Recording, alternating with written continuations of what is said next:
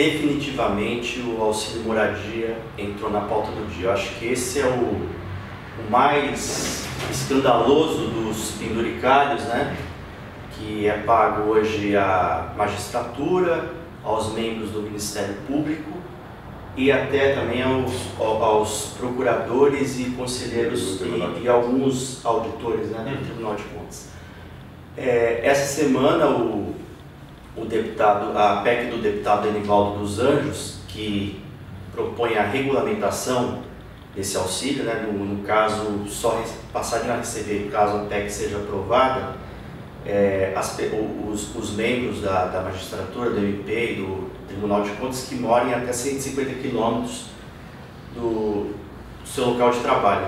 Quer dizer, todo mundo que hoje recebe não precisa desse parâmetro de distância do local de trabalho para o local de moradia. Mas com a PEC, ela, vamos dizer assim, ela moralizaria, né, essa situação que hoje é considerada, acho que não tem outro nome para falar, imoral, né? Tem gente que fala, legal, mas é imoral, acho que é isso mesmo. É legal também, há controvérsias, né? Não dá nem para falar que isso não é uma questão pacificada ainda, né?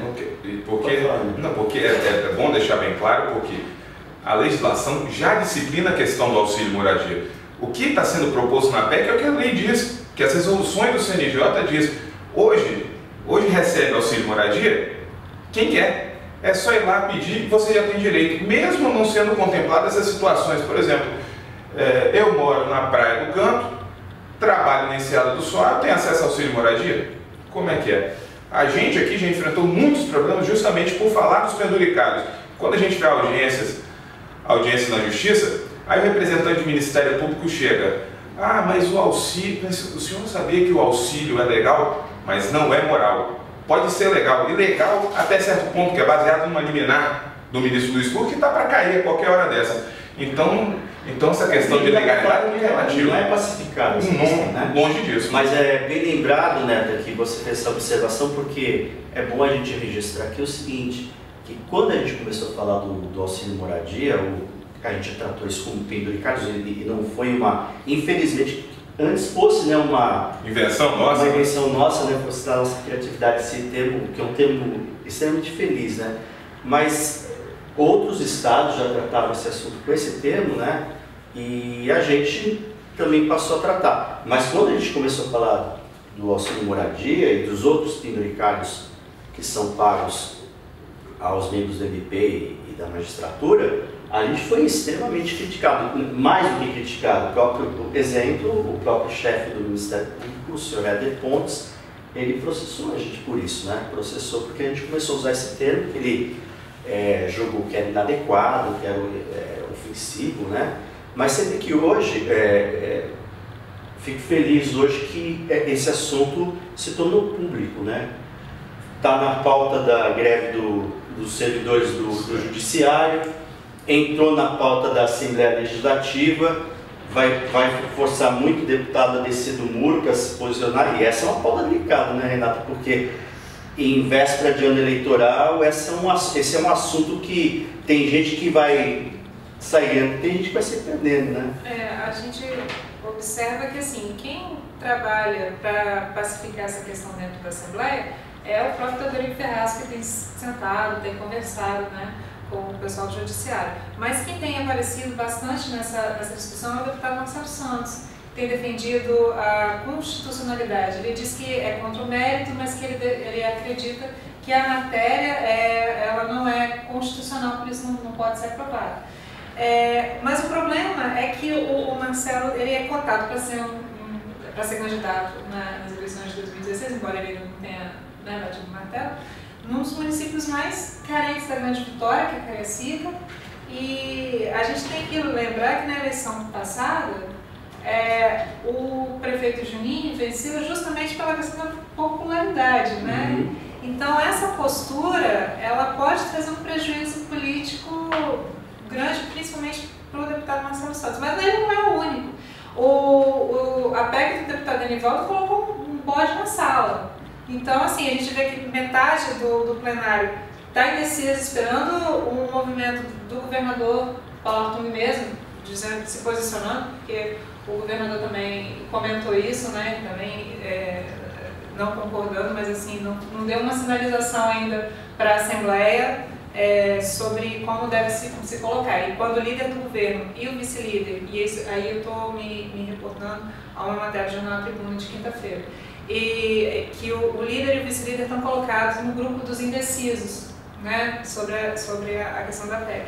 Então a gente percebe que há uma expectativa de metade do plenário sobre como deve se comportar em relação a isso. Mas é uma situação delicada. Se você vota a favor do auxílio moradia, ou seja, contra a PEC, você vai se desgastar politicamente, a imagem fica gastando. Agora, não sei o que vocês acham, mas assim, o que está chamando a atenção nessa história também é o seguinte, que nem você falou, o líder do governo e o vice-líder, por enquanto, estão aguardando um posicionamento para decidir como vão votar, né? Agora, você veja bem uma coisa, a gente, pelos sinais, se a gente for interpretar os sinais que vem do Palácio Anchieta, é contrário ao auxílio moradia, porque aconteceram 2 episódios recentes envolvendo o Tribunal de Justiça, que foi a pedalada fiscal de 100 milhões, né? Que eles tiraram para não romper a lei de responsabilidade fiscal, e teve também a questão, agora recente também, qual foi, né? Era outra questão com o Paulo? A própria questão do auxílio moradia, né? E também o pedido de suplementação do Bisotto, né?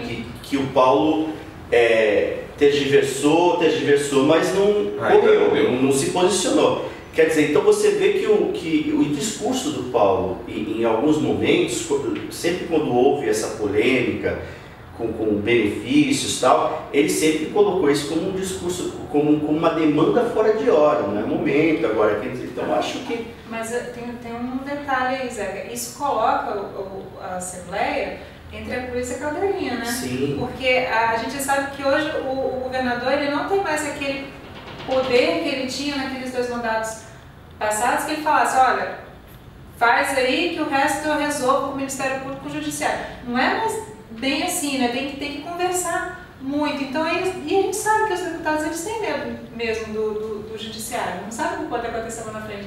Então eles vão ficar um pouco, aliás, vão ficar bem mais divididos do que já estão hoje. Mas, né, como que você avaliou, por exemplo, tem isso que a Renata está falando... que precisa de 18 votos para poder... Maioria, né? Então, mas como você vê o seguinte, o Paulo, ele realmente tem se posicionado contrário a esses benefícios e a suplementação de verbas, enfim, ele tem se mostrado contrário até para ele ser coerente com esse momento de austeridade e tal. Agora você vê que essa semana teve fizeram um grande evento lá em Cachoeiro de Itapemirim e claro que não foi por acaso, né?